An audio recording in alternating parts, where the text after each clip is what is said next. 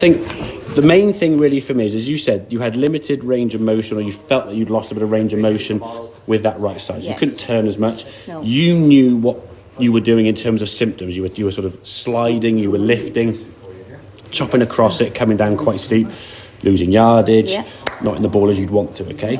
If you tried to hit the ball harder, didn't go any further, it just went weaker at the right, you probably had more turf, okay? But if we look here at setup now in terms of your grip, you can see where your left hand one before, where your left hand was where it was, we can see the top of the grip there visible. That means your left hand is too weak, your left shoulder and arm is too low, means your right shoulder is going to be too high, and that's going to be the issue that's causing you not the potential chance to turn and rotate. Okay, so that was the fault. The symptom was I can't turn. So then to say yourself, just turn, you're like, well, I can't, I'm trying my hardest, it's not working, yeah? Okay, and if we look at setup, just by your sort of shoulders there, you just look a little bit more that way as opposed to this, and even your head looks kind of sort of tilted down a bit that way anyway, doesn't it? It's like you're trying to chop down into it, okay? So because of that sort of position there at address, you couldn't rotate as well. That made you sort of struggle to do the movement you want to make. So I think it's set up. I don't know if we had it there. No. What I would encourage is start with the feet together. Get the club now pointing up towards that left shoulder with just your left hand. That will put the club in your left hand, I think, better. And then your right hand just comes on absolutely fine, okay?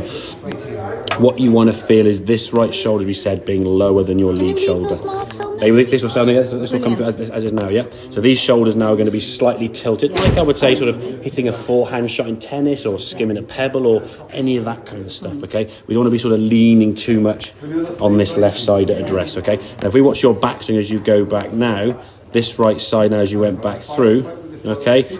Big slide, big over the top. I mean, your spine angle's kind of tilted towards target, left foot's lifting. This is very much like a chopping kind of action, okay?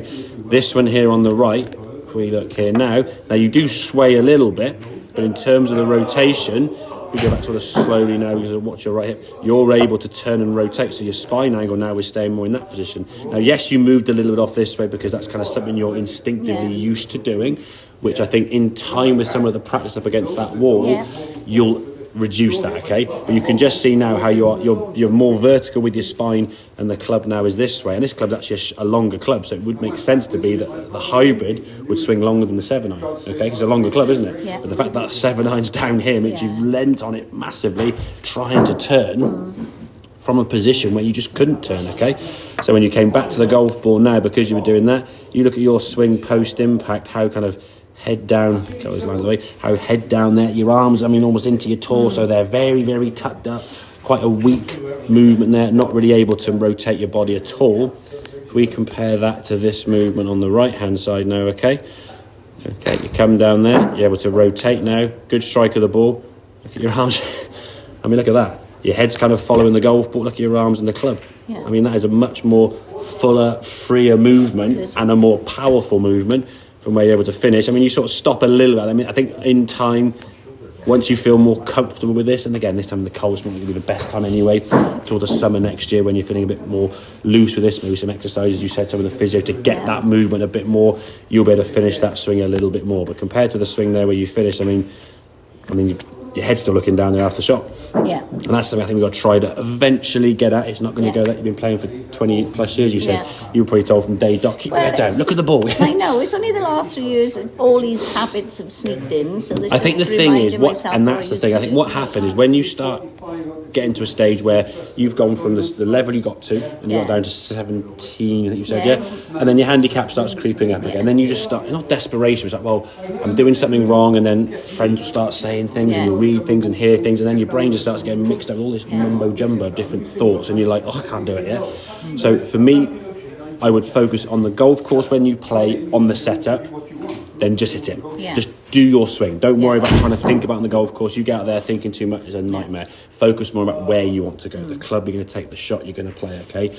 The practice is going to be either up against that wall, either at home or in here or wherever it may be, where you make some of those movements, okay? Where you sort of set up, as we said, you'd have your right side now up against the wall, and you're going to try and practice rotating. You can see on this one here now, we would move through the wall. Now your body kind of stays in there a little bit, but your head kind of moves up into that green line. What we want to try to see is ideally your spine to be still on that position there. So you turned your body in a much better way But I think now, by being in a position where these shoulders are slightly tilted, this lead hip now is pushed forward towards target, it just helps you rotate more effectively. So you can at least get to whatever you can get to, yeah? Lovely. If your full range of motion is 80% of where we want to get to, at least get to that. Yes. Don't be then like, well, I can't turn anyway, and then you only go to like 20%, because now you've lost all the power, and then you're trying to force the issue. Yeah. Okay? Yes, well, Makes sense, yeah? I'm not going to have much time for 2 weeks now to do anything. That's because fine. It's Christmas, but that's but I mean, this I'll is why I try say, and get up the range yeah. I mean, then, even if you can't get up the driving range, I would say if you can get whether people. I mean, some people do, some people don't. Obviously, it depends on the individual, I suppose. But if you said, okay, right, once a day for 2 minutes, and I would say this might sound daft.